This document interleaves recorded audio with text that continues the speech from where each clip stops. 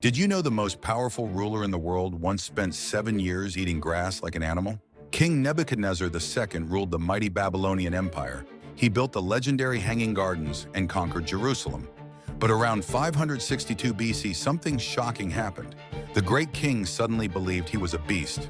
His hair grew wild and long, his nails became like claws, and he crawled around the palace gardens on all fours eating grass. For 7 whole years, the ruler of the known world lived like cattle. Court doctors tried everything to cure him, but nothing worked. His advisors secretly ran the empire while their king grazed in the dirt.